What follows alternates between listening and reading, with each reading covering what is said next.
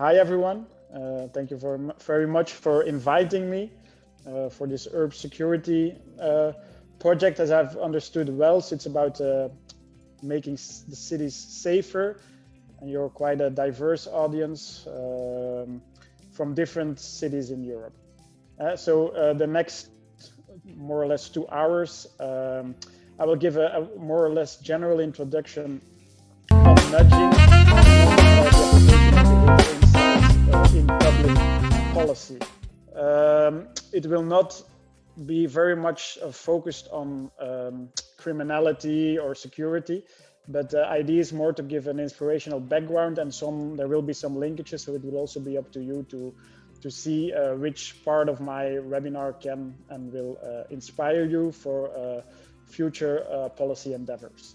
So I'm Pieter Rijmakers, and my research focuses mostly on effectiveness and legitimacy of behavioral interventions, behavioral insights, and nudges as a policy tool, as a new and innovative, but at the same time also a controversial new policy tool. So I'm working for the Public Governance Institute. It's the University of Leuven. So I'll start with first slide. So what's on the agenda for today? So I had to kill some of my darlings, but still I'll try to give you a general overview, and that has 4 main components. First of all, I'll talk a little bit about our human psyche, because we're all human here. Then we'll go to nudging itself and the narrative that's behind nudging. What is it? What kind of nudges do exist?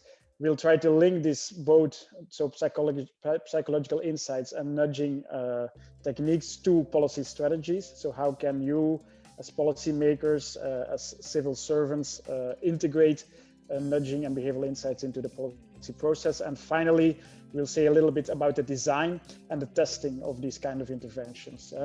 So the behavioral turn is also closely intervened with an experimental turn, using experiments to determine the effectiveness of these type of interventions. So in general, we'll be talking a little bit about rationality and about bounded rationality, which is a very well-known term both from public administration research and psychological research. It means that there are boundaries to rational theory, to our rational thinking. And I see this is an illustration which we've seen over the past couple of months, probably all over Europe, where people were getting a bit more toilet paper than really needed. So bounded rationality, of course, this is also already warning you that I will make some reference to the current pandemic. Because as you will probably all know, there's a close link between our behavior and the corona crisis. Governments these days ask a lot of people and ask a lot of people to behave or for behavioral change. So whenever possible, I'll try to make some of these more actual linkages. My research, actually, I could always say that I'm trying to bridge some gaps. And in fact, I'm trying to bridge 2 gaps. And the first of all, it's a very famous one in psychology. It's the intention behavior gaps. So one could say that it's not because there's a certain desired behavior. I see eating healthy, for instance. It's not because you know that eating healthy is good for you that you will eat healthy. Even more, it's not because you have the motivation to eat healthy. It's not because you want to eat healthy that you will do so. So there's a certain gap between knowledge, intention, the intention wanting to do something, motivation, and actual behavior. And we see that people often have good ideas. They want to do the good things, but they fail to do so. So that's the first gap. But psychological insights, they are giving us more and more knowledge, cognitive psychology, behavioral economics, social psychology. They're giving us more and more ammunition, more and more tools to try to bridge this gap.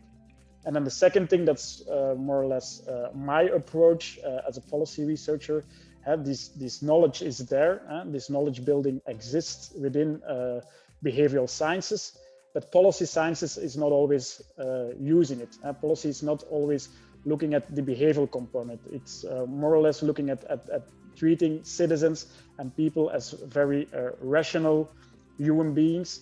And the idea here is that it could help if policy sciences, policy research, and policy practice would also be interested more in what's going on and what's known in the behavioral sciences. But this gap is being bridged, not only by research, also in practice. This is a map from 2018. It's a map from the OECD, and it's about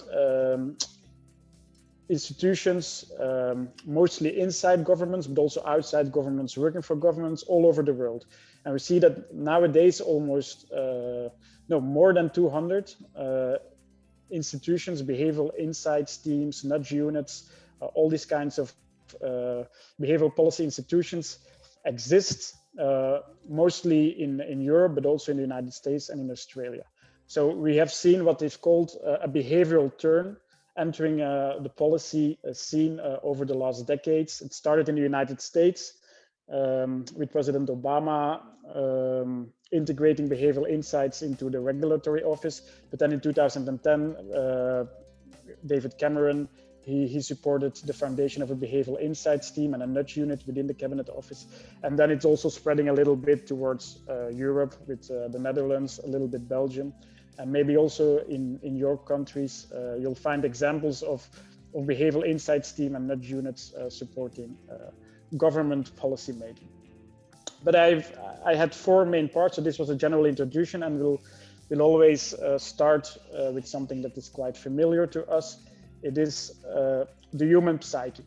And I will do 3 experiments with you, so I'll need your volunteers to see a little bit how our mind, how our brain works. And first we'll do a collective one, a planar one. So we start with a classical experiment from behavioral theory, which probably most of you can answer. So the question is, left or right, which one of both tables is longer and skinnier? And people who think, so I'll now have to see that I can see everyone, but people who think that the right one is skinnier, they can now raise their virtual hand. And then I'll see participants. Okay, nobody, if I'm correctly. And then people who think that the left one is longer, they can now raise their virtual hands. So there I have Luis, Lorraine, so 2 people. I mean within Zoom. I cannot see anyone, so I see now people waving to me, which is also fine. But okay, let's say that the majority thinks that the left table is longer, but due to some very sophisticated PowerPoint techniques, I can show you actually that both tables are exactly the same size. So I must disappoint you, but it's not really me that will have to disappoint you. It's your brain which is fooling you to say that the left one would be longer than the other one, while both tables are exactly the same size. So I can show it to you. There are other. What's also a bit funny is if I take these 2 lines away, you still think that the left one is longer than the right one. Even when I gave you the correct information, it's still difficult to imagine that both tables are exactly the same size. You also have other examples of these with lines at the Muller-Lyer illusion. It also seems like the line above is a bit longer than the line beneath, but also here it's the same principle. They both have the same size. So we'll be talking about cognitive processes and cognitive illusions. For the next experiment, I will need somebody with a basic sense of empathy. And I'll look at the list. I'll just take somebody. I think Vittoria, are you there? Yeah. Yes. Okay, very welcome. You were probably not expecting this, but I'll for these experiments, I'll take some people out of the virtual audience. So I have a very simple question to you. In 1 second, I will show you something. And you, now I don't see you anymore, but doesn't matter, you hear me. And you'll have to tell me as quickly as possible which human emotion you noticed. Are you ready? Yes. 1, 2, 3. Anger. Anger. Okay, so perfectly, you gave me anger. So this was more for people with a little bit of empathy, not very much. For the next experiment, so it's a third experiment after the tables and the feelings, we'll talk about mathematics. So I need somebody, a volunteer with a basic or maybe a little bit more advanced talent for mathematics. Is there somebody here who wants to volunteer? Otherwise, I choose somebody. Okay, nobody, if I'm seeing correctly. Then I'm going to choose somebody myself. And the problem is I don't see the name. Luis, are you ready? Okay. Okay, so it's the same principle. I'll show something to you and you'll have to answer as quickly as possible. 1, 2, 3. Oh, I have to use the calculator. I don't know the answer. Not yet, huh? So you can try. Is there somebody else and not using calculators or other tools who 8,613. Is Annette answering? Illy. No? Yeah, I cannot see who's answering, but Illy. Illy. Okay, Illy, congratulations. Illy. One more time? Kelly. Kelly. Yeah. Okay, Kelly. 8,700 minus 87. 8,613. It's 8,613, and you're the winner of all seminars I gave. It's the fastest answer I got so far. So okay. so it's you really have a talent there. But what do you see? It took a little bit longer than the first question about somebody being angry. And why did I do this? Why did I do all this? I see that chat is coming in. Go, Kelly. Yeah, I can only confirm that. Very good, Kelly. But why am I doing this? Why am I showing these experiments? It's to make a point, of course. And the idea here is that, and research from Daniel Kahneman has shown that people, we use two cognitive systems. In our brain, we have a system 1, he called it, the system 2. The system 1, it's more about fast reasoning, it's fast thinking, it's about unconscious thinking, it's a bit of automatic processes, and we use it a lot. It's to make all of our everyday decisions, but the disadvantage is that it's a bit more error prone. And on the other hand, examples are, of course, you have to recognize emotions very fast, but also some habits like eating or driving, we can also can train ourselves that we can do this more automatically. It's also something that comes from prehistory and evolutionarily. It's very important that we automatically know when there's somebody angry, when there's danger, that we should run. So it's also used to that. So it doesn't take a lot of energy, it doesn't take a lot of calories. We do it all of the time. It's routines, it's automatic thinking. On the other hand, we have more reflective thinking. It's a bit slower. We are more aware. It's a bit more effortful, and we use it to make complex decisions. For instance, for Kelly, it was almost automatic, but in general, to make difficult multiplications or to prepare this presentation for you, it takes a little bit more thinking. But it's more reliable. If we use this system, we'll probably make lesser mistakes. And that's the thing here. In a perfect world, we would be making these reflective system 2, slow, rational thinking all of the time. But we have a limited amount of calories, energy, cognitive resources to use. So in real life, and it's difficult to say percentages on this, but in real life, we rely a lot on this systematic system 1 automatic thinking. And this has some impact. It means that we have to use what they call heuristics or rules of thumbs. And there are in psychology 3 big heuristics. First example is anchoring. So whatever we do, we work a lot with points of reference, of anchors, to make certain decisions. If I ask, not Simon or Steven, but if I ask Alberto how many citizens has the city of Mechelen, What would you think? 80,000. 80,000, maybe you, yeah. So that's perfect. You're aware of it. But Or in simply general, because it was simply mentioned this morning. This is the reason why. Okay, that always helps. But in general, and now you're not in Mechelen, I suppose. You're in your own country. But if you have a I'm tour, not. you could see more or less. You could estimate how big the city is. You would compare it to other cities that you know, maybe your own city, and then you could do more or less a certain estimation of the number of people living in Mechelen. So these are anchors, and we need these anchors to make decisions. But these anchors can also fool us one way or another. And there's a very interesting experiment from Kahneman. It's called the Wheel of Fortune. And what they did, they rigged this Wheel of Fortune, or they tricked this Wheel of Fortune. And they asked people, they split it up in two groups. And the first group of people, they had to turn the wheel, but it was rigged that it always came on the number 10.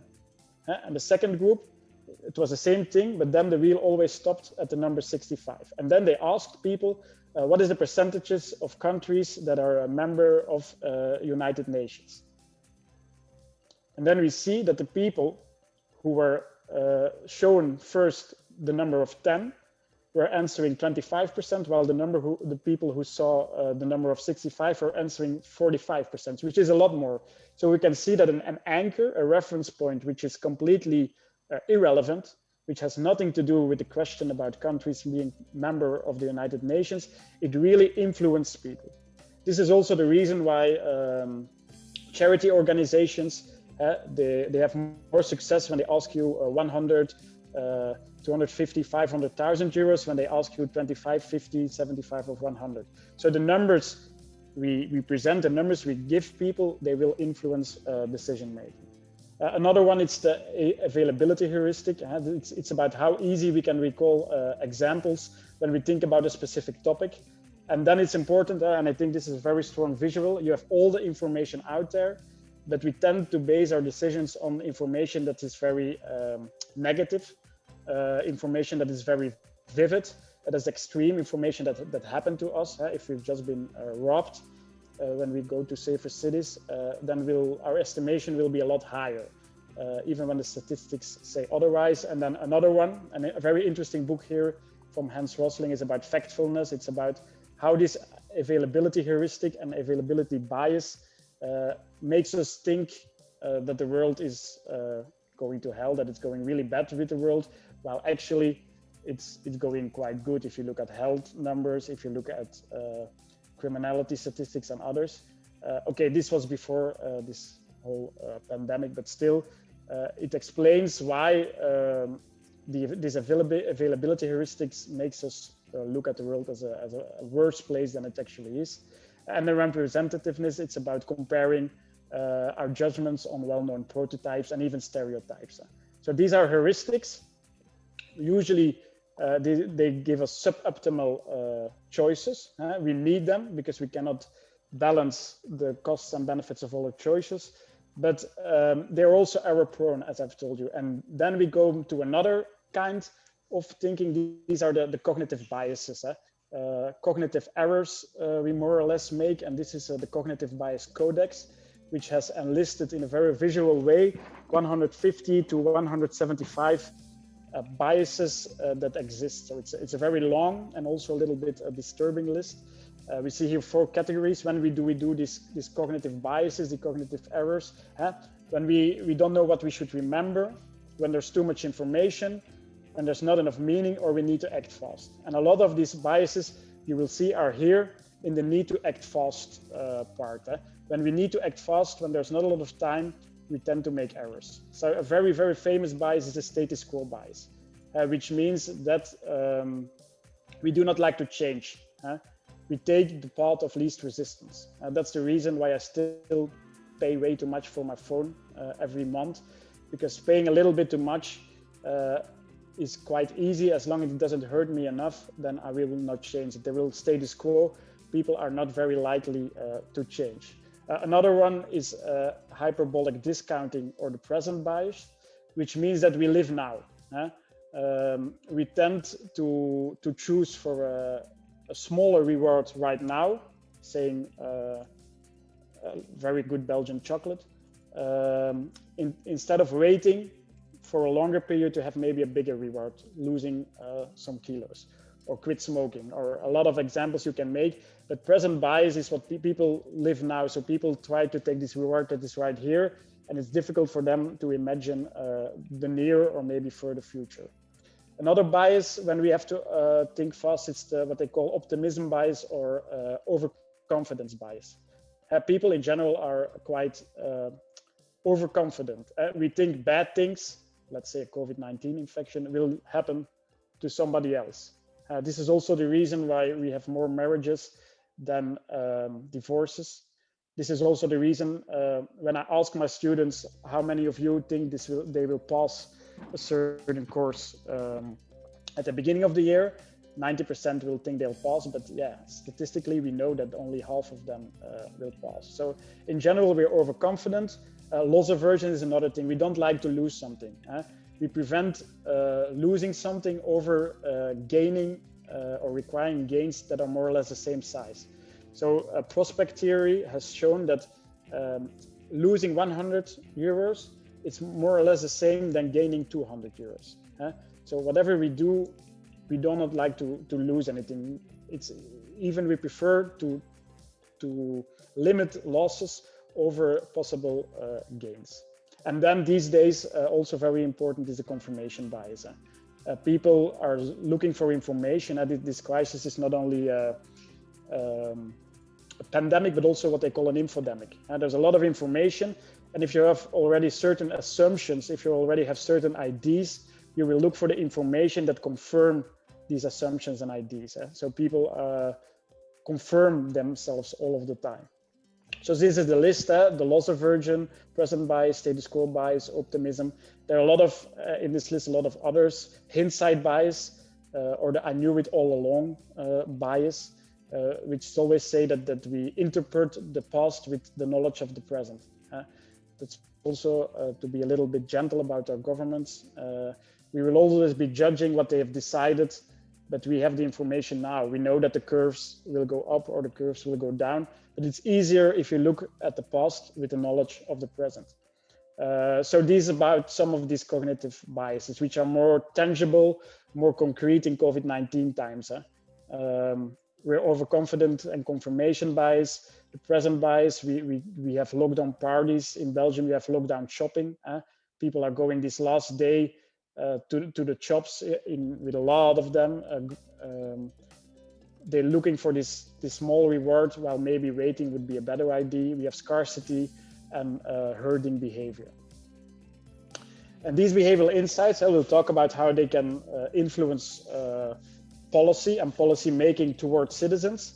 But more and more, we also look at how these behavioral insights are effective public policy making itself, and the policy making process, and the way that public officials are also suffering or are definitely not immune to cognitive biases. And so you can also apply these behavioral insights to public administrations itself to de-bias and improve policy making. And this is a very interesting report about it.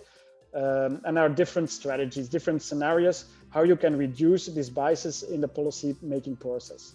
Raising awareness, using reframing techniques, counterfactual thinking, opposite scenarios, what if, also looking for diverse teams, have external observators, trying to challenge the illusion of control, the illusion of similarity.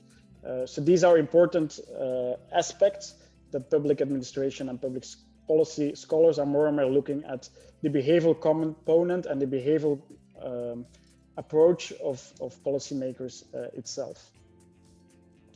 So these were some of the most important behavioral insights and behavioral IDs. But you are here for the course Nudging for Dummies, of course. But you have to say something about behavioral insights, about behavioral economics, before you can say something about nudging. But nudging, it's actually been the catalyst. It's been the starting point for this whole behavioral turn. And what is the nudge narrative?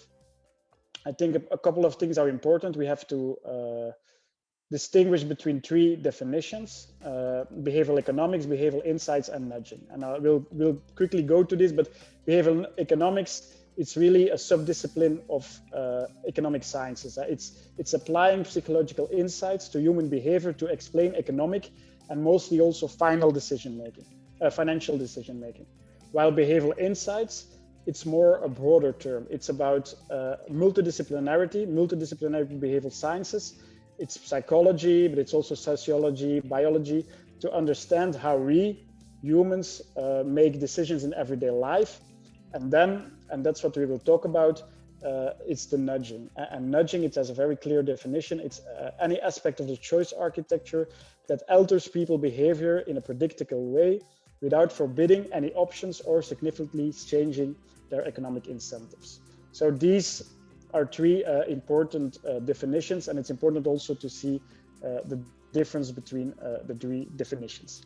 And if you talk about nudging, you cannot talk about nudging before you go to the year 2008. 2008 is the year of the financial crisis, and this financial crisis, it really changed the way we think about policy and the way we think about economics. So we've seen in 2008, I'm not going to give you all the details again, but there were some human flaws that came visible. We've seen that bounded rationality was one of them, because not a lot of people really understood what was going on. These difficult products like credit default swaps, other mortgages, even the managers of the big banks, they had no idea what they were. They were too complex to understand, but something else was going on. There was bounded willpower. It was a bit too good to be true. You know, actually that it was too good to be true to make a lot of money, but still we were tempted to invest because of a third one, which is called social proof. Everybody was doing it. It was some sort of a collective optimism. And these three psychological mechanisms made the crisis of 2008 possible. And at the same year, it's also 2008 that the famous seminal Nudge book appeared. And the Nudge book, it was written by behavioral economist Richard Taylor and also by legal scholar Cass Sunstein. I don't know if anybody here read the book or knows the book, but it's been the book that has created this behavioral turn within policy research and within policy practice.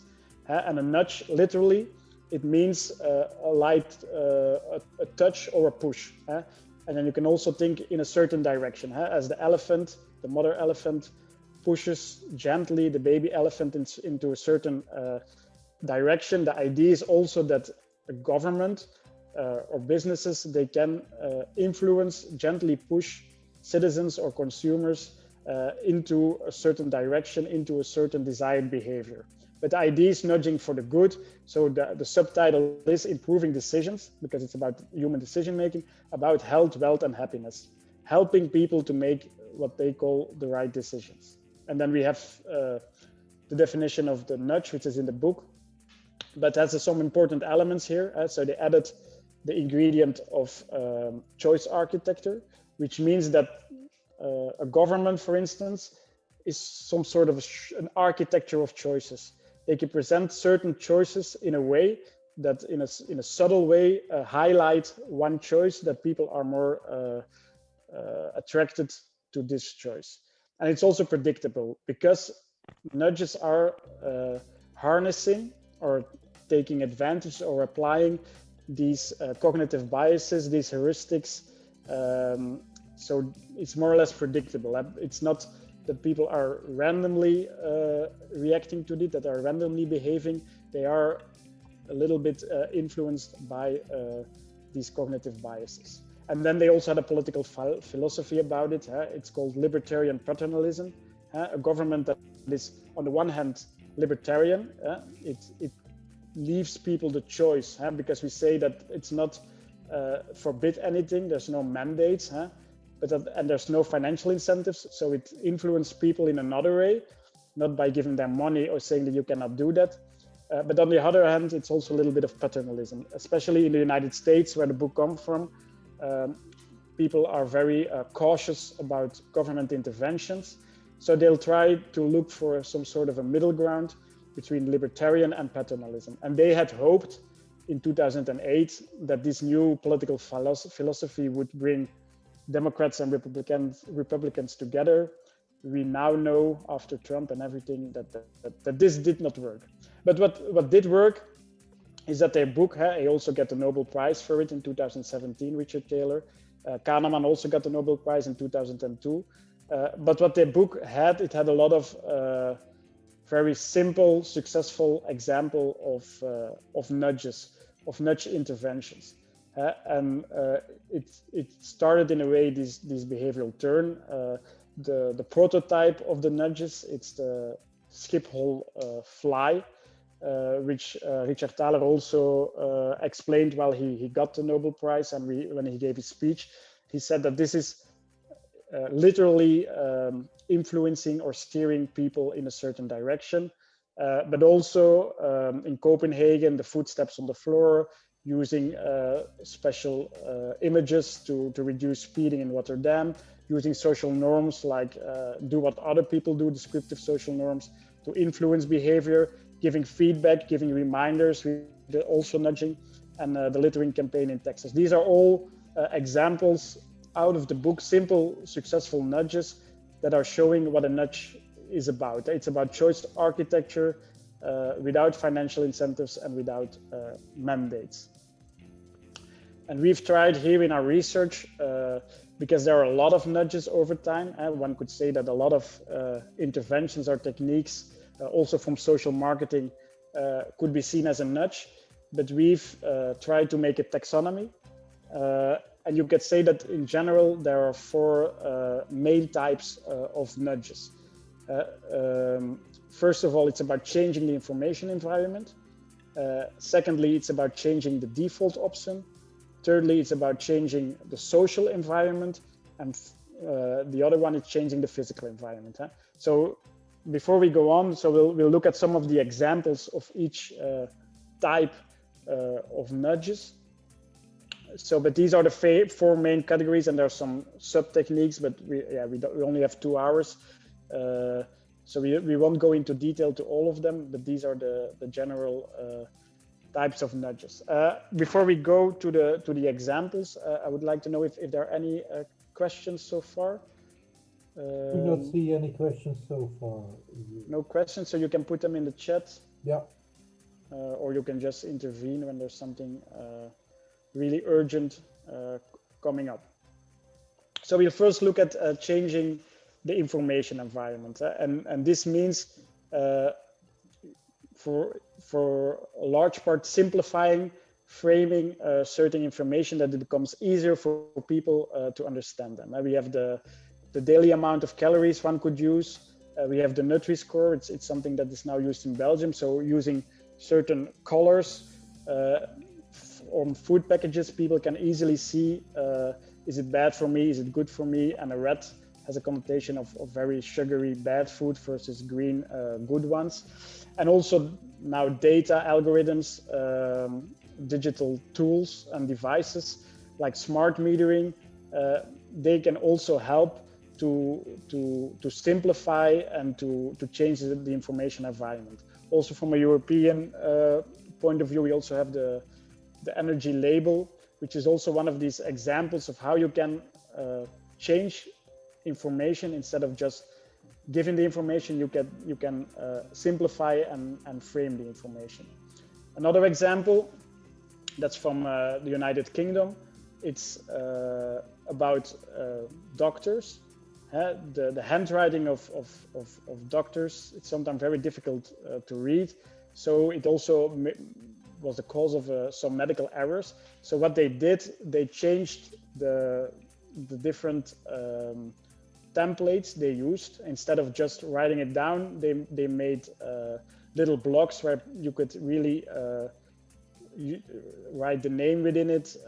For the doses of medicines, they had certain ways of describing it. They used more or less almost pre-filled formulas, notes, And we see here that, okay, the doses entered correctly, there's not a big change, but the contact numbers and also the frequency of medication, we see that there's a huge improvement in the way that doctors write this information and transfer this information within hospitals. So this is also an example of the behavioral insights teams from 2014. So this is a way, and we'll see some other ones, how you can change information, how the information can reach the citizens to change the behavior. Then a second one, it's like probably the most powerful of the nudges, but it's also the most controversial one. It's the default. It's the standard option. What you see here is an overview of countries, and maybe your own country is also there, about how they handle organ donation. And you see that in the left countries, which has the Netherlands, United Kingdom, Germany, that the percentages of people that are registered at organ donations is rather low. While the other part, we have Belgium, but also Austria, we see that it's almost 99, 98%. And what would explain this? It's the way they ask this or not ask this. On the left side, we see that it's an opt-in mechanism. That means that you actively have to say, okay, I want to be an organ donor. While in the other countries, it's an opt-out system, which means that you're automatically enrolled as an organ donor only when you actively opt out. When you actively say, no, I don't want to be an organ donor, then you're out of the system. And this really much shows the power also of the status quo bias. If the way you frame, the way you present the choice to citizens has a big impact. Because if you compare the Netherlands and Belgium, it's very similar countries, socioeconomical, political system, culture, language even, also Germany and Austria. So it's only the way that you present the choice that has a huge impact on the final results. Also experiments going on now in Germany, very interesting, about green energy, where the opt-out option is offered. And we see that then almost 90% of the people stick with green energy. If it's green energy, which is the default, if green energy is a standard option and you actively have to say, I don't want it, I want to opt for gray energy, then we see that almost 90% is also staying there. This comes with also a little bit of an ethical debate, of course, but as a technique, the default option is probably one of the most effective ones. It don't always literally has to be one default or another. This is also a famous example of Bernarzi. What they did, they automatically linked pay raises to retirement savings. And they offered different intervention groups the possibility of one payoff now for your pension, or you ultimately, every time that you have a raise in your salary, 3% of it will also be linked to retirement savings in the future. And this is also the status quo bias, but also the present bias. We take this pay raise now, we don't think about the future. If you automatically connect pay raise and pension schemes, then the default in this case can help you.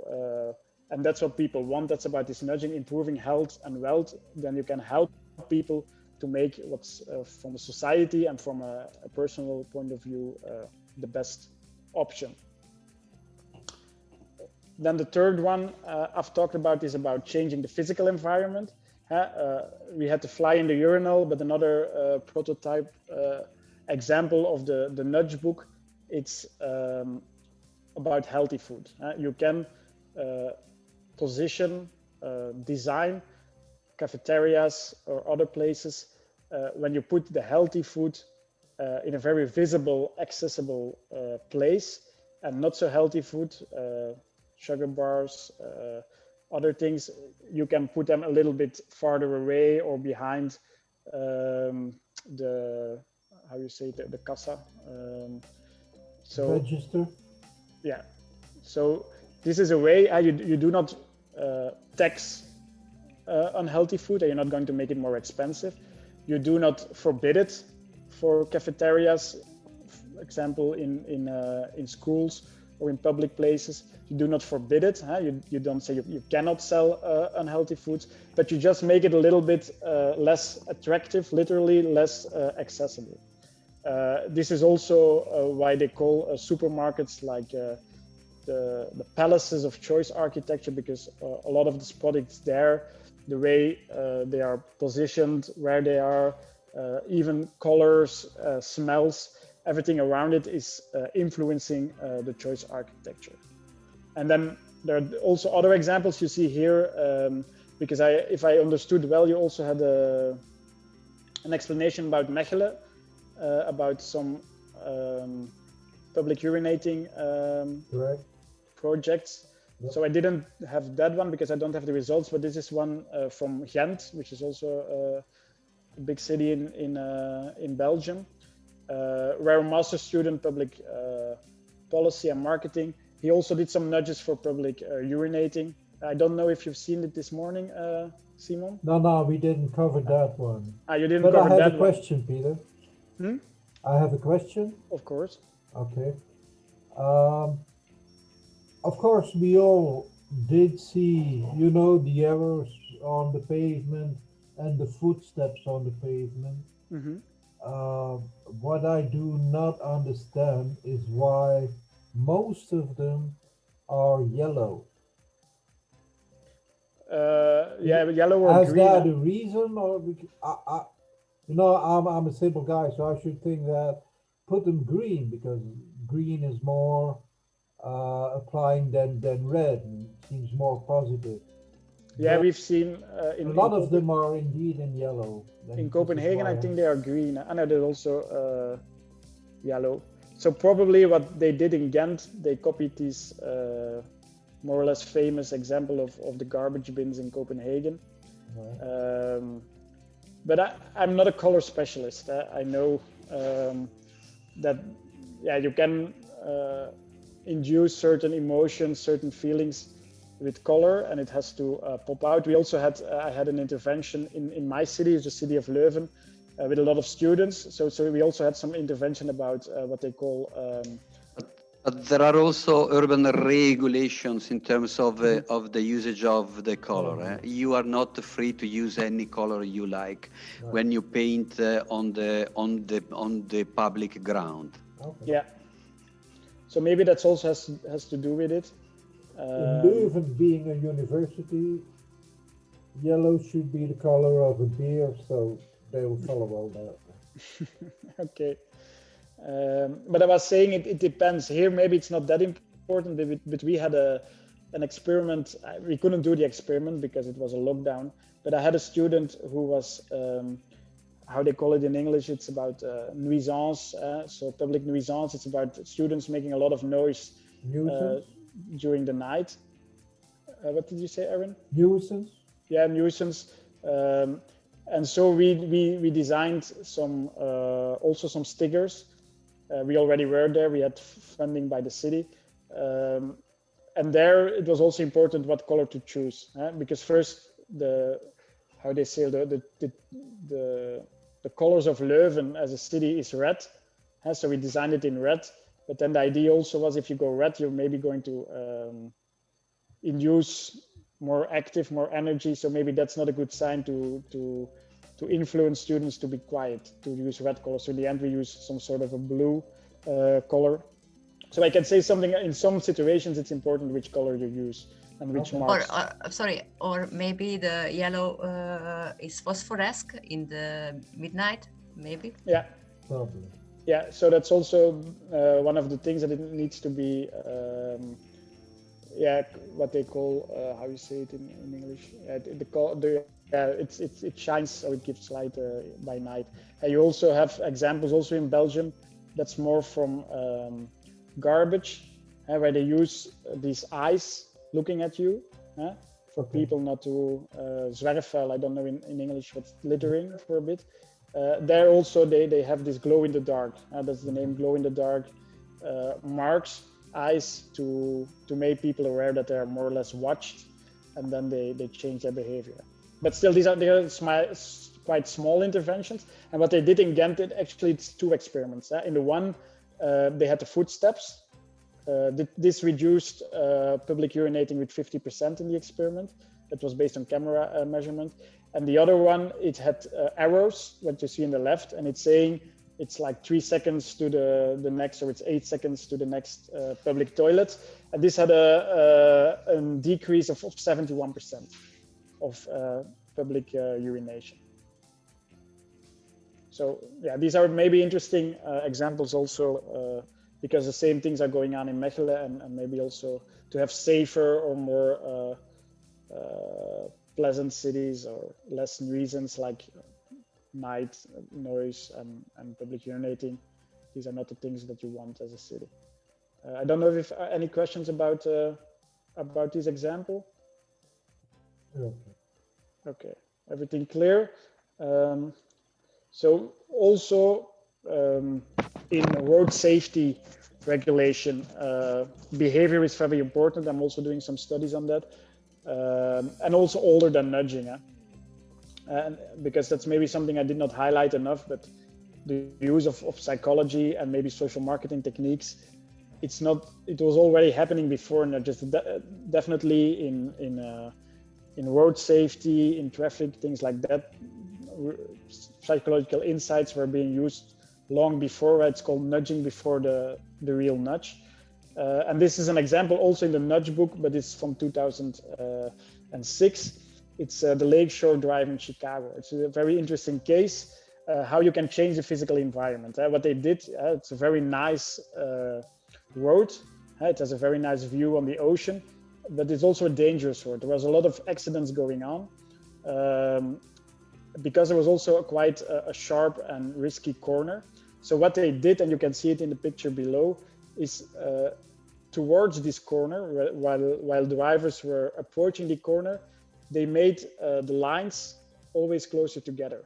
So drivers, they had the feeling, the perception that they were speeding, and had the intention to put on the brake to slow down. And this had an effect of 36% in the 6 months that they've measured it. And so also in safety regulation, but also in other domains, it's very important the way you design and architecture the environment.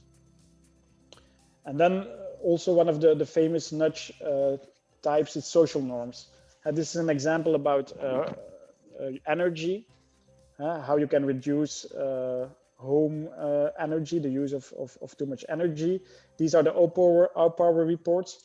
And what they did, they used social norms. And a social norm, a descriptive social norm, it just say how much, what is the norm? What are other people doing? So people tend to look at what other people are doing. So if you say here, your average energy use is worse, is higher than your neighbors, then people tend to adapt it. They want to conform to the norm.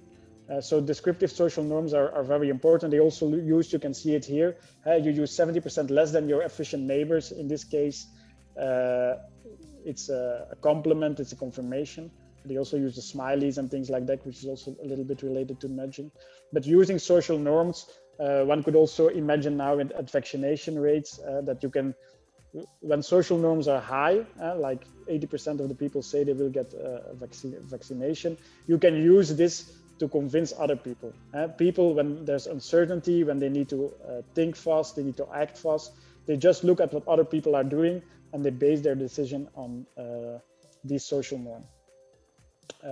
Another social norm example, I think also a very interesting one, it's about antibiotics use, also in the United Kingdom, where they nudged doctors to use less antibiotics. So you see the letter here that they used, they looked at the average use of antibiotics, and then they sent to the 20% that was really exaggerating or prescribing too much antibiotics. They said great majority of practices in London prescribe fewer than you. And then you see that here, okay, it's only a 3% decrease, but we see that it's almost 75,000 doses that were decreased. So these are some of the most famous or most typical example of nudges. And then now I have, I don't know if you have any questions about those. I do not see any questions for the moment. Okay, now I have more a question for you then, because I'm also studying these behavioral insights teams, these nudge units on the different government levels. And if I'm correct, most of you are from cities, so what we would call local administrations. So my question to you, we're not going to do the groups, we don't have the time for that, but what do you think is an advantage as a local administration, as a city, to apply behavioral insights versus the advantages or disadvantages of a central level? So you've heard now a little bit what nudging is, what different kind of nudges exist, some of the examples. So my question, I'll give you 1 minute, and then would be interesting for you, and then I can compare it with what the literature say. What advantages do you see from a central versus a local, and saying that you are the local administrations? Yeah, I'm correct, Erwin, most of you are cities, correct. Okay. Correct. So already look at the participants list.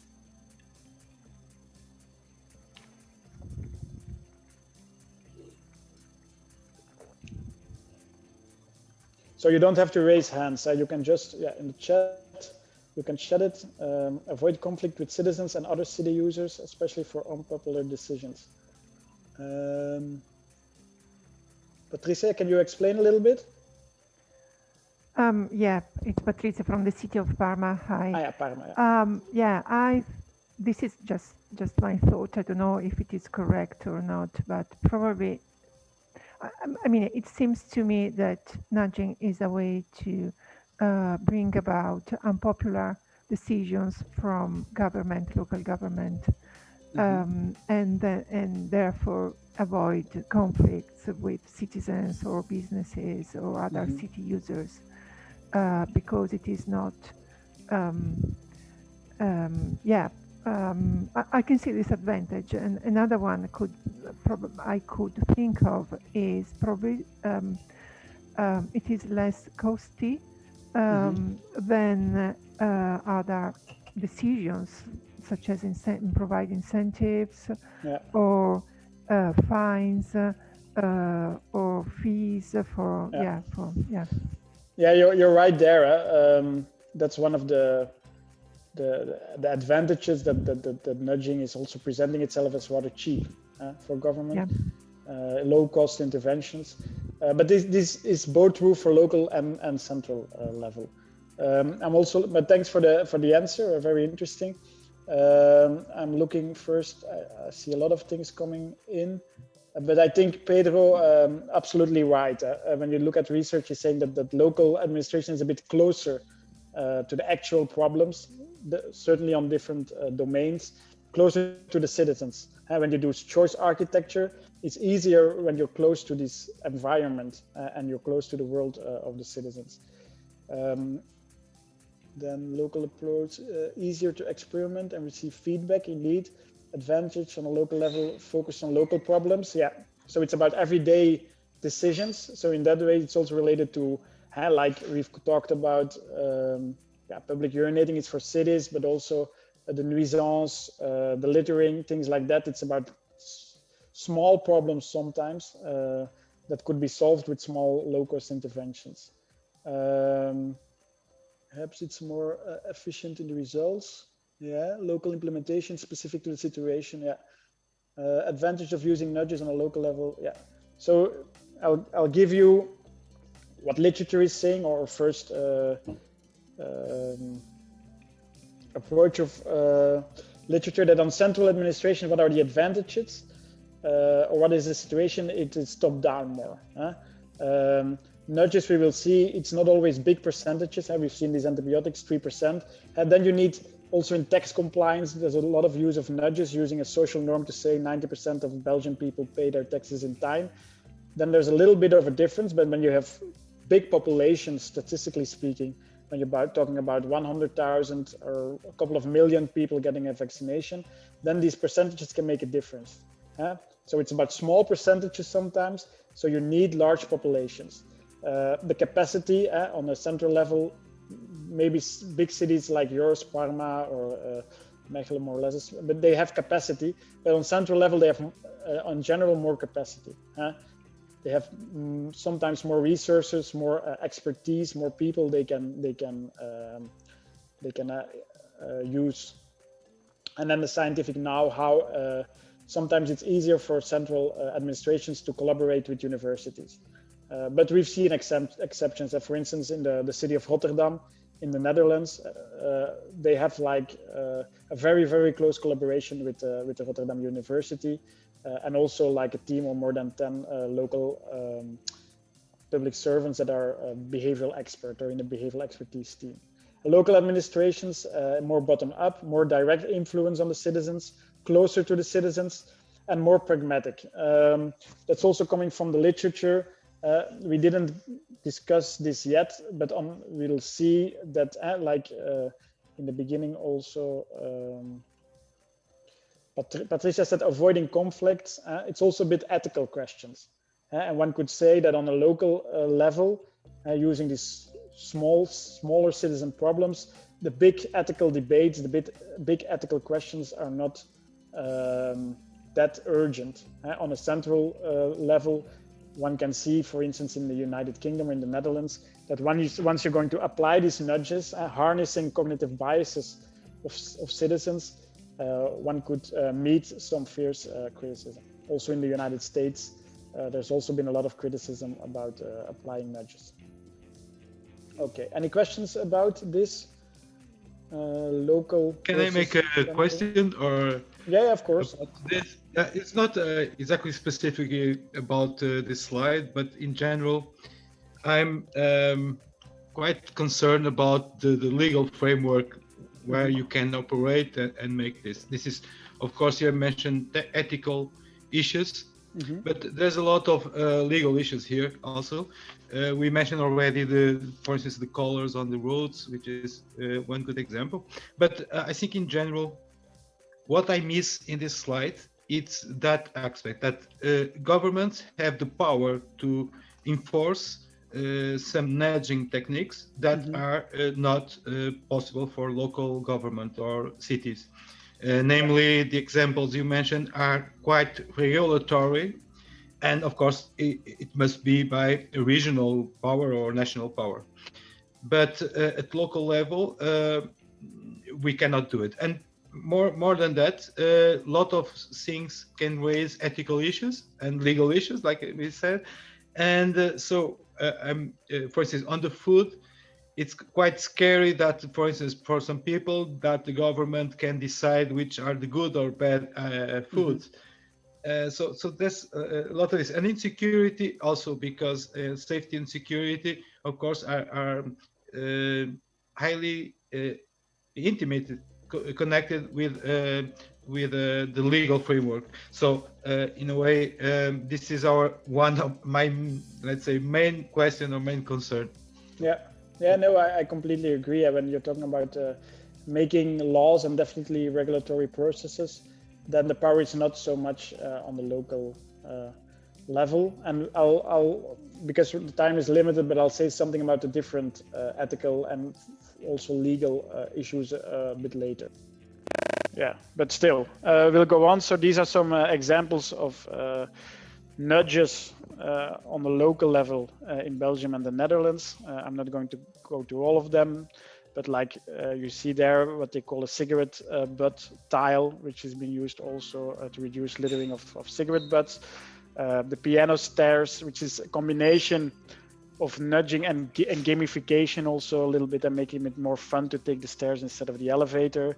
The ghost riding, anti-ghost, so it's also from Rotterdam, also on the left bottom corner, where students, mostly students, they take the wrong road, and then we see that there's a reduction of 10% of people taking this road. So I don't know if you have any questions about it. I'm not going to explain them all. You also have Veggie Day. It's in Ghent, where the standard, the default 1 day a week for personnel and for schools, it's a vegetarian meal. Only if you want to eat meat, you actively have to register for another meal. So these are some of the examples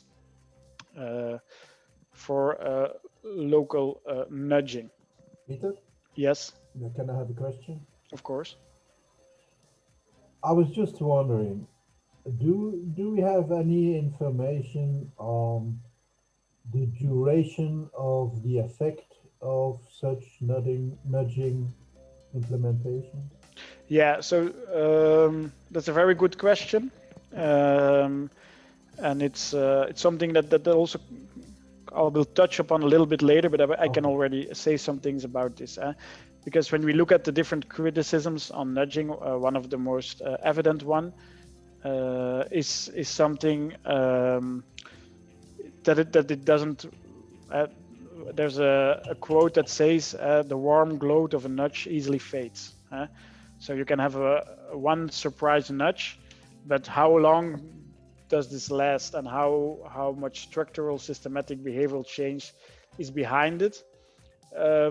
This is different and related to the type of nudge. There are some studies saying, okay, a default, for instance, of course, this will have a long-lasting effect. If the default is organ donation, if the default is green energy, status quo bias actually makes that people will not change. So once you're in this default, you will not opt out so easily.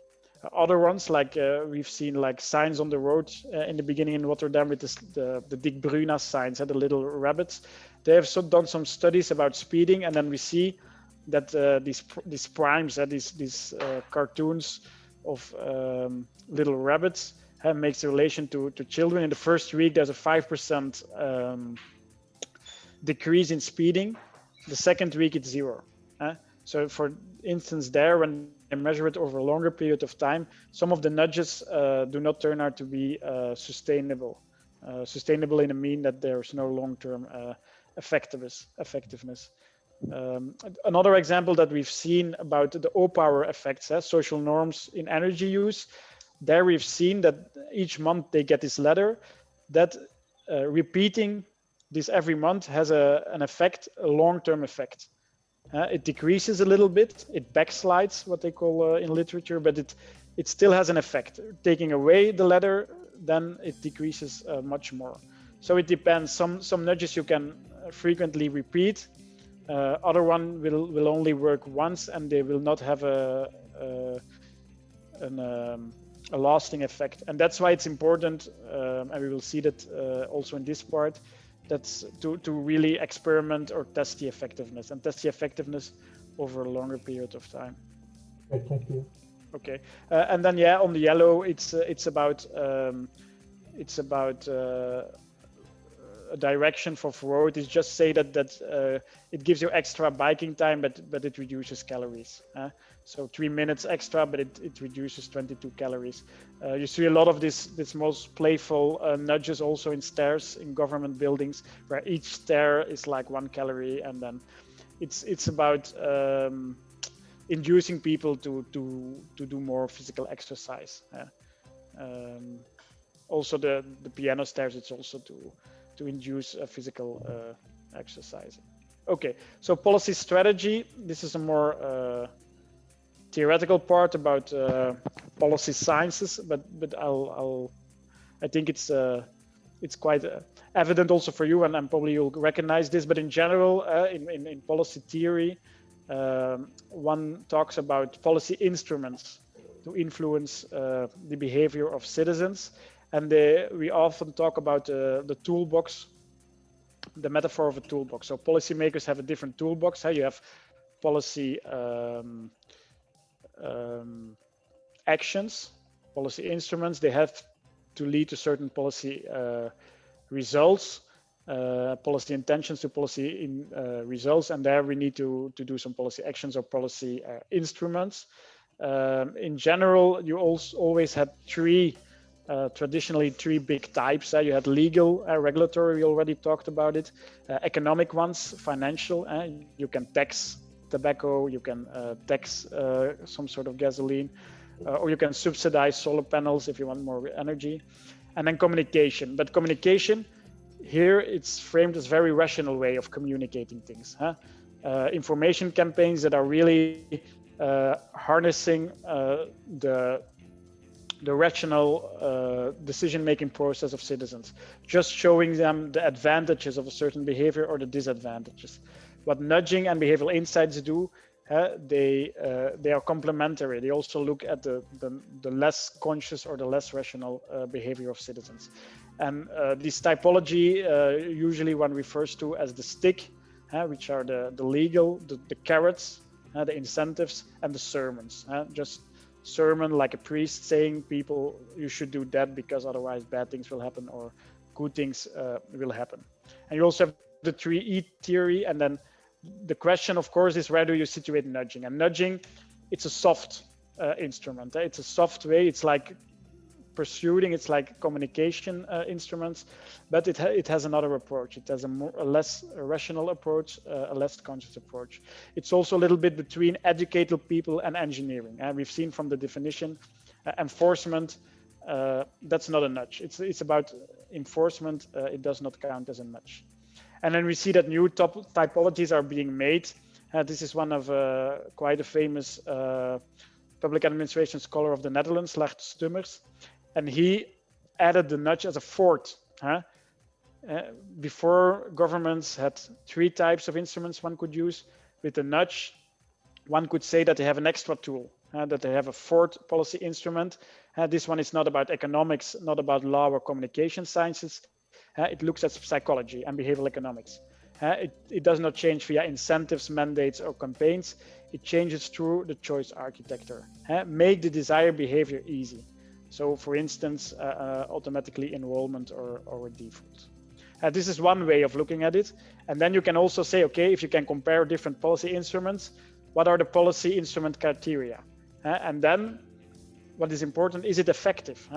A nudge, can it be effective? And here we see that since last year, 2019, meta-analysis are coming. Systematic reviews that are looking at the effectiveness of nudging, also comparing it to other policy instruments. And we see here that there's a median effect of 21%. So they've looked at 300 nudge effects, more than 100 studies in different policy domains using different nudge techniques. Above you see the policy domains, energy, finance, health. Below you see the default, the social norms, the feedback. And in general, one could say that there's an effectiveness of 20%. Moreover, and we already mentioned it, it's not only about effectiveness, it's also about cost effectiveness of efficiency. And their nudges, they present themselves as rather cheap, low cost, and they are probably appealing to governments in times of austerity. When the governments have to save money, then they can go, they are more tempted to use nudges. And we see in a relative cost efficiency that nudges are a good deal. This does not say anything about absolute effectiveness. This says how much effect do you have given the ratio of the money spent. So it's effect versus the euro invested. It's outcome versus input. And then we see in different domains, and I don't know, maybe it's too small for you, but you have retirement saving, you have influenza vaccination, you have energy conservation, and you have college enrollment. And you see here that relatively cost efficiency, a nudge could be a good thing. And here it's actually always the best cost efficient intervention. So I don't know if you have questions about that or it's clear for you. But these are two important things. If you look at policy instruments, what do you want to know? Does it work? Is it effective? And how much will it cost us? Is it cost efficient? So these are two the two main criteria for policy instruments. But this is talking about nudging as a fourth policy instrument. I think what's more interesting and what's more and more common is to look at nudging as a part of using a behavioral lens. Using a behavioral lens to look at policy making. If you're going to design policy interventions in your city to make safer cities, not only look at the rational, traditional policy tools, but look also what is the behavior here? What do we want to do? What are the behavioral barriers? What are the behavioral drivers? And then you can combine the traditional policy instruments with nudges, with behavioral insights, and not as a fourth separate instrument. But you see here on the picture, behavioral insights can make your regulatory, the compliance to your regulatory better. It can strengthen the take-up of your financial incentives. It can strengthen the information campaigns, not only targeting rational arguments, but also targeting more emotional, less conscious arguments. Also using behavioral insights, and this is an OECD scheme, throughout the entire policy cycle, in the policy preparation, policy implementation, policy evaluation. Now it's always used in policy implementation, but it would also be interesting to take behavioral insights into account when you develop regulatory, as we've mentioned in the first part. So that's the metaphor of the behavioral lens. Adding psychological insights, adding the behavioral lens to look at the policymaking process. And then you can end up with what I would like to call it's a dual strategy. You can address the rational dimension of behavior, better informed, what are the cost-benefit ratios, looking at the traditional instruments.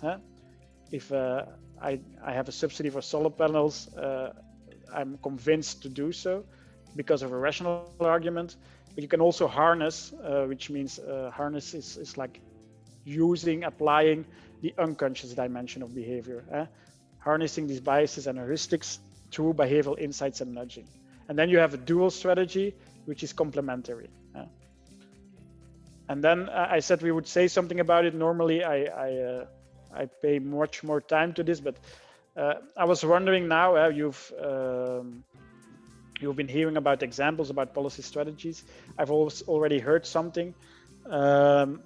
What do you think are the main criticisms on nudging? And you can again put it in the chat, or just say it if it's really something that's been bothering you, or which you think it's very important to share with us right away. Okay. Well, I guess there must be somewhere a fine line between nudging and manipulating, mainly in a commercial way of thinking. And yeah, that was just a thought that was crossing my Okay, mind. so we have manipulation. I'll come back to that. Mhm. So 312, is it now? No. 23. Other criticisms? So manipulation is definitely one of them. There's indeed a thin line between influencing and manipulating. Yeah.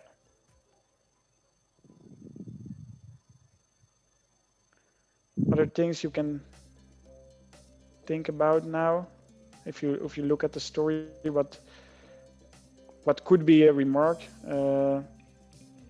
Yeah, and then long-term effectiveness, indeed, as Erwin already said.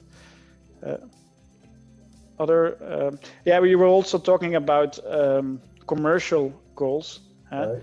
It's no surprise that nudging is being used already for a longer time in sales and marketing techniques. One could say that even if a government is not really eager to use behavioral insights itself, it should be aware of these behavioral insights and these nudging techniques that are being used, not for social goals, as you would assume the government would do, but commercial goals. That's one of the reasons, for instance, that the European Commission, they forbid the use of these click boxes, that everything is already clicked before you have to make a choice, because that's also a default. We also see that certain like hotel providers, they're also using scarcity, saying only one room left, for instance, and other kind of nudging techniques can be used. So a government should be aware of this, also to regulate the use of nudges by others, even if you think she shouldn't be involved in using it herself. Visual arousal of the errors. Yeah. So I'll give you some of the most important techniques. I realize that the cartoon is in Dutch, but yeah, it's about Big Brother. So there's a lack of transparency, and nudges are being performed or executed in the dark. It's been said for a long time, and people are not aware that they are being nudged. It's manipulative, it's patronizing. It's a bit too technocratic, effectiveness and cost efficiency. But now we see these are all the criticisms that the effectiveness is showing quite good, and also the cost effectiveness. These are studies from 2019, 2018, 2017. Before, the idea was, does it actually work? The short versus the long term, as mentioned, and context dependent. It's not because it works in Mechelen that it will work definitely in Parma, for instance. Old wine in new bottles. Didn't we know this all before? It's not that new. And also, as we've seen, the behavioral, the cognitive biases of policymakers themselves. Who's nudging the nudgers? There's also prone to behavioral insights. These are actually three groups. And one could say that you have methodological boundaries. Does it work? How long does it work? When does it work? You have ethical risk. What about the freedom of autonomy of citizens? What about manipulation and transparency? And ideological intentions. I'm not going into detail, but for some, it will always be too paternalistic, especially in the United States. For others, it will be too libertarian. No, you should regulate. No, you should give subsidies to people with financial problem, not trying to nudge them. And also, and I think this is also a very relevant one, and also from a commercial point of view, using digital tools, using big data, using algorithms, you can go to what they called tailor-made defaults or personalized defaults. And then you have powerful tools that should be regulated to control companies using these hyper nudges. I don't know if any one of you have seen the Social Dilemma, which has been a documentary. In one way, you could say that big tech and social media companies, they are also applying these techniques, some sort of nudging techniques to attract people, to keep people close to the screen. I'm not going into detail, but one could say that most of the critiques you could reason with, and you could say, okay, this is a bit exaggerating. Not all of them, but the ethical risk, a lot of research is showing that if it's a democratic decision of a government to do this kind of policy, it can choose the different policy instruments it will use. And it doesn't have to be transparent at the moment itself. It has to be transparent in the policy-making process and in the accountability afterwards. So most, and the methodological boundaries, we've also seen that recent results are a bit in favor of nudging. Ethical risk is something you should take care of. It's something you should pay attention to. How much are we manipulating as a public organization the citizens here? But yeah, it depends. If you're going to use a default, of course, manipulation is an issue. If you're going to use arrows or footsteps painted on the ground, I don't think there's a big risk of manipulating citizens. One could say one is guiding or subtly influencing citizens. Elderly, young, cultural differences, income groups, does everyone respond in the same way? No, and that's why also in looking at the effectiveness of nudging, you should, but in all policy, sometimes it's a good idea to use segmentation. We will see in the last part that it's very interesting that you start your project with a behavioral analysis.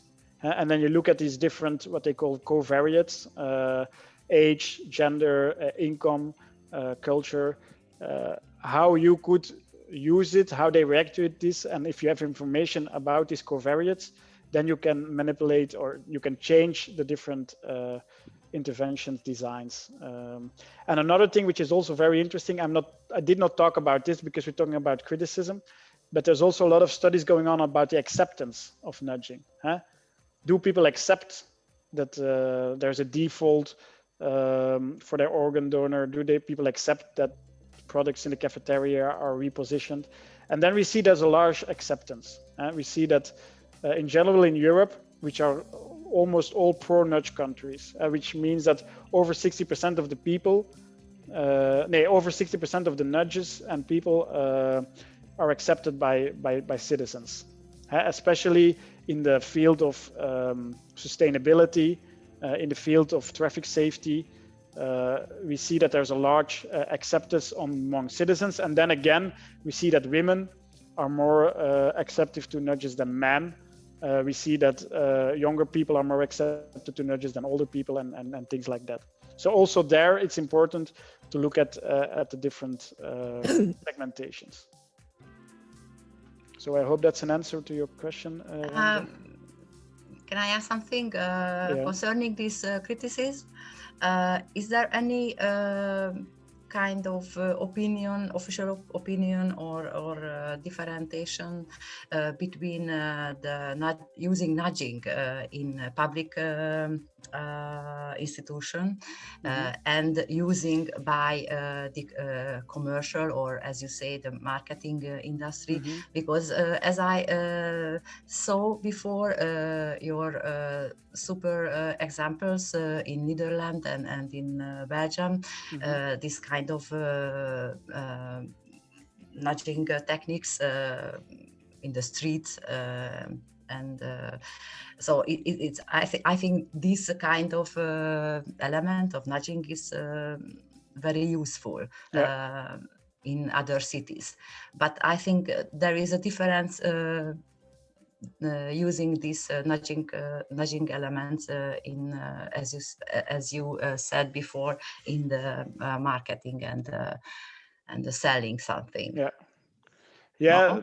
I think that's that's true. It's the goal that's different in theory. So the means are the same. The means, it's using the nudging techniques, but you would say that the government has democratic social goals.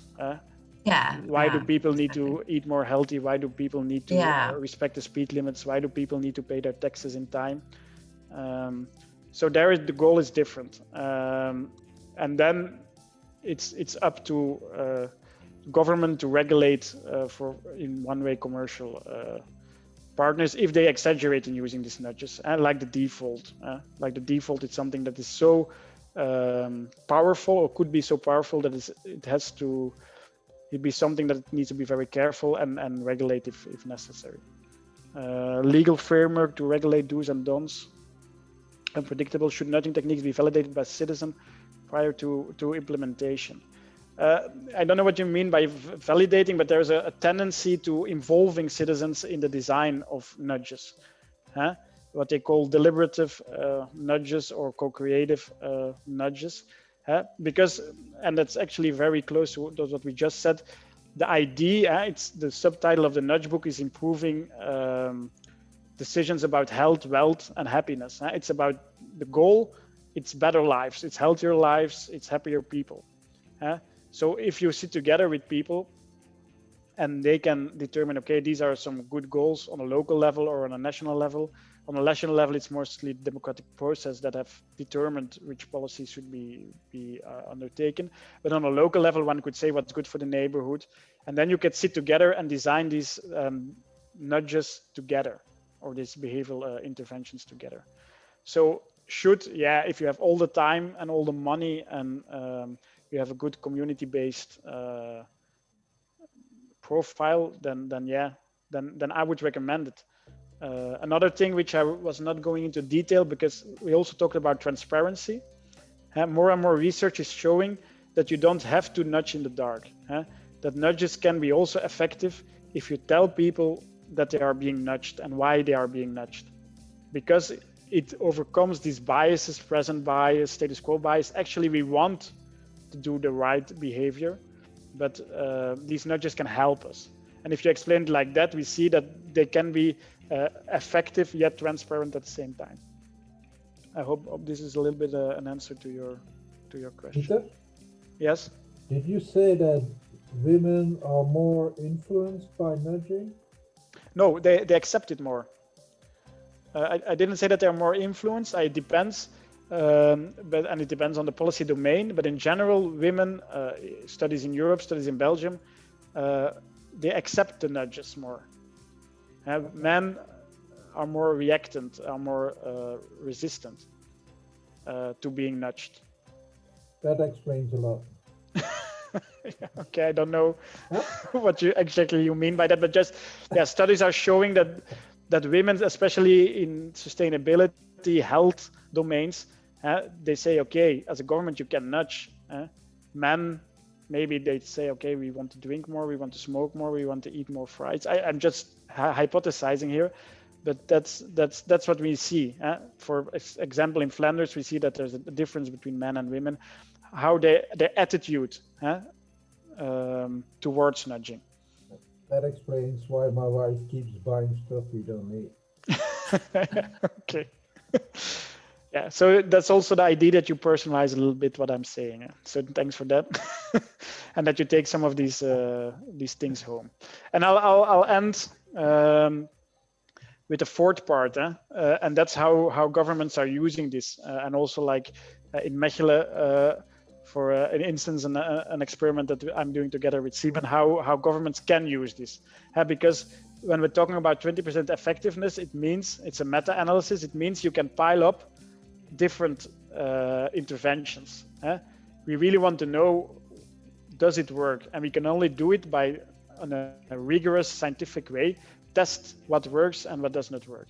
And we see that experiments are increasing in public policy. We see that the experimental method, it's not only the theories, it's not only the ideas of the behavioral sciences, but it's also the method of the behavioral sciences. And if you look at psychology, what do? They do lab experiments, control group, another group, and test different interventions. So we see that there's a movement towards experimentation within public policy. Public policy as an experimental design science, question mark. Should we find out more what works and what does not work? And you have different types of experiments, but in public research theory, we prefer field experiments, which means we closely collaborate with local administrations as a university, or local administrations themselves, that they have the tools and the knowledge to design policy interventions that can be tested, maybe on a smaller scale before you roll them out to an entire big city or for an entire country. That's a bit piloting, pre-testing, which is a bit, how would you say, a simultaneous movement together with the behavioral turn. You have a behavioral turn and experimental turn, and they're a bit intervening. They're a bit simultaneously increasing. And then how do you do this? And yeah, of course, we do not have the time. But in general, if you're going to do a behavioral intervention, you have 4 stages. You have to define the problem. What is the desired behavior? What is going wrong? Why? The second one, you have to do a behavioral analysis. Why are people not behaving as we would like them to do? You have to design interventions based on nudging or other techniques, and then evaluate, see what works or what does not work. These are the 4 big steps for behavioral analysis, and maybe I'll give to you that because I think that's very important. It's not only about nudging, but it's also doing a behavioral analysis of your targeted audience. And then the COM-B model, it's one that's quite simple but quite effective. It's say behavior is determined by 3 factors. It's the capacity, it's the motivation and the opportunity. And then it's about asking the right questions. For instance, if you talk about washing your hands in this COVID-19 times, what is the capacity? Psychological, do I know that I need to wash my hands? Physical, can I do my hands? Do I know? It sounds easy, but the strict regulations are that you have to wash your hands 40 to 60 seconds. Do people know that? Do they know how exactly you have to wash your hands? If you look at the recommendations from our public health ministry, then you have to wash your thumbs also, which is more or less a skill. That's a capacity. Motivation, automatic, system 1 thinking. If it's already been a routine before that you wash your hands every time you went to the toilet, then it's easier for you. More reflective, do I believe that washing my hands works? Do I believe that washing my hands kills COVID-19 or other diseases? An opportunity, physical, are there a lot of, is there a lot of alcohol hygiene gel present for the citizens to wash their hands? Is there infrastructure to do it? And socially, how does the environment think? If my family and my friends think it doesn't work, doesn't matter to wash your hands, then probably you won't be doing it. So this model, the COM-B model, it can determine what are here behavioral drivers, what can strengthen, stimulate the behavior you want, and what is blocking it. What are the obstacles? What are the barriers? And asking here the right questions, and you can apply this to also your own policy cases, can say something about your target audience. Simon, for example, when we're installing new cameras, increase the nudges may be the option with a more positive effect. I was just responding to Pedro around the ethical issues. Okay. Yeah. So, and this is, if you want to use, there's a lot of frameworks that exist.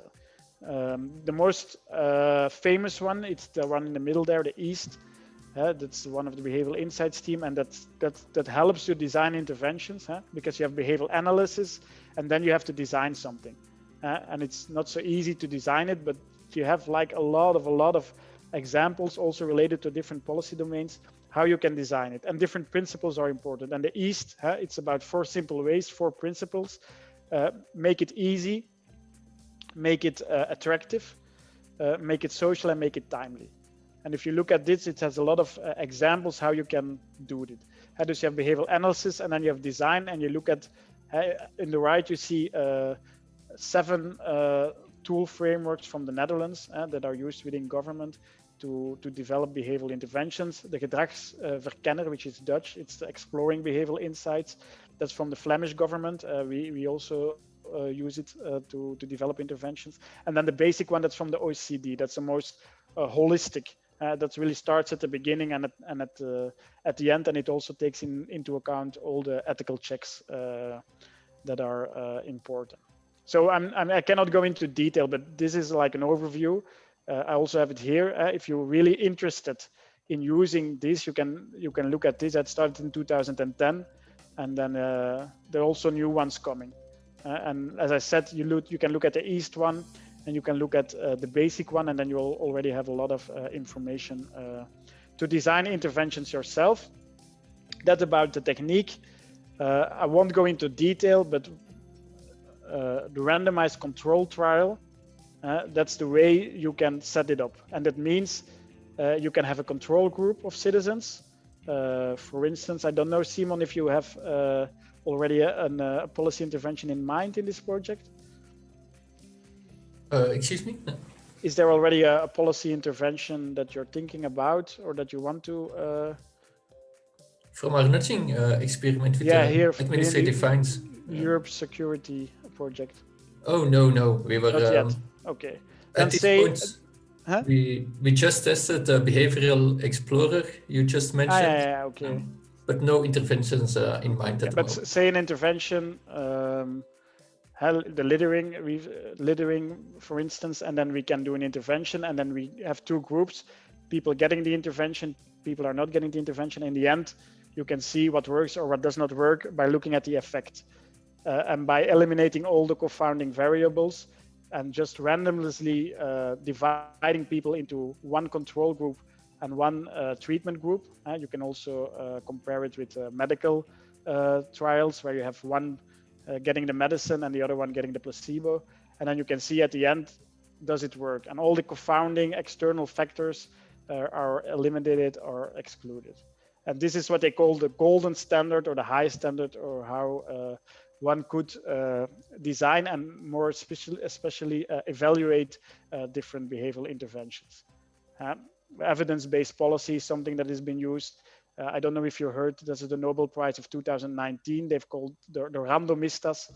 They've been using this in poverty domain, Duflo and Kramer and Banerjee. They use always these randomized interventions to see if it works, okay, then we can go on. It doesn't work, it stops, and then you can always fine-tune the interventions against poverty moving on. So this is already the 3rd Nobel Prize winner. So randomistas use randomized control trials to fight poverty. And here's an example from the UK, just because when it's not experimental, when it's not evidence-based, we could say that policy making is a bit gut-based. You have evidence-based, scientifically evidence-based, and you have gut-based. What we think will be the effect, what we think will be the behavioral change. This is an interesting example from the United Kingdom. It's organ donation. And here, when you get a driving license, you have the question, you can automatically register as an organ donor. And you had 8 interventions. The first one is nothing, it's just a simple message. Please join the NHS organ donor. The second one is social norms. And it's saying every day thousands of people are joining us. It's saying what is the norm, what is the descriptive norm? People are doing this, you should also do this. Then you have the social norm and a photo. We all like photos. Social norm and a logo. Then loss aversion, it's another bias. People, it's a very radical loss aversion, but you can avoid that people die. You can avoid really losses or gain. You can save 9 lives. Then you have reciprocity, which is also a nudging technique. And it says, if you needed an organ transplant, would you have one? So it's about mutual giving. You would do it for me, I would do it for you, so you get harness it. And the last one is about taking action. If you support organ donation, please turn your support into action. It's really a call to action. So now I'm wondering, but it's difficult in a virtual way. Now we'll do a gut feeling. Now we'll say, what do you think of the 8 interventions? What is the most effective one? And how can we do it? We'll see maybe with raising the hands. If I can see it, participants, yeah, okay. So who thinks the control group is the most effective one? Just a message, join the organ donor. Nobody. Who thinks the social norms? Number 2. No one. Who thinks social norms and photo? 1. Who thinks social norms and logo? Ah, yeah, Victoria also. Yeah. Okay. 2. Yeah, that's only I can see. I can see if you click the okay. Social norms and logo. So Rania, you can remove your hand. I have also 1. Then loss aversion. Lean. 9 life saving. Alberto, it's all still 1-1. Reciprocity. Lorena, then we have 2. And call to action. Nobody. Okay. So I'll just give you the results. It was not overwhelming with the hands, but this is what turned out to be the most effective one. That's a reciprocity. So mutual giving. We now know it's over, I think, over 100,000 people. So it's 8 groups. It's more than 12,000 each group that have that we see that reciprocity is the most effective one. And more interesting, we see that, for instance, that the photo, the people with the photo and the social norm, that it's less effective than the control group. One would expect that if you add this photo and the social norm, but in this case, the photo, and one of the explanations could be that the stock photos, using these stock photos could be less effective. So the loss aversion, that's the second place. So yeah, it's quite surprising results. One would not have if you didn't test it. And then again, the question if it works in the United Kingdom, does it also work in Belgium, for instance? And we see some tax compliance nudges that have been very effective in the United Kingdom. They've been replicated in Belgium, and then they don't have the same effects. So also there, the context also, and the national context and national culture also matters. And then another one we've also been testing in Belgium. It's about speeding. They've been using the EAST principles, make it attractive, make it social, make it easy, make it timely. What they've been doing, also a field experiment, and people who had a speeding fine or a speeding ticket, they used to have a very administrative letter, only factually giving information how they should pay in the fine.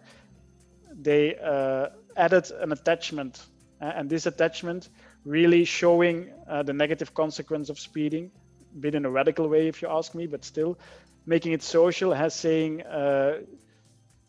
most people understand it. You're the exception. You're not the social norm. Make it timely and think about next time there's an accident, it could be you. And then we see that this letter, it has a 20% reduction of speeding, reoffending.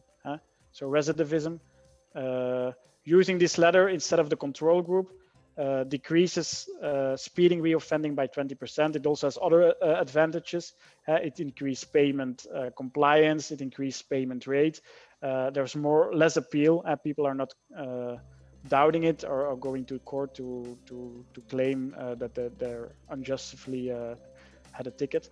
So these are some interesting results from a nudge experiment. Well, I gave you some references, but as I understood correctly, you would love some time for some questions and answers. So we still have 10 more minutes. I hope you found it interesting. I hope you found it inspiring. I hope you can use it one way or another in your collaboration in your European project.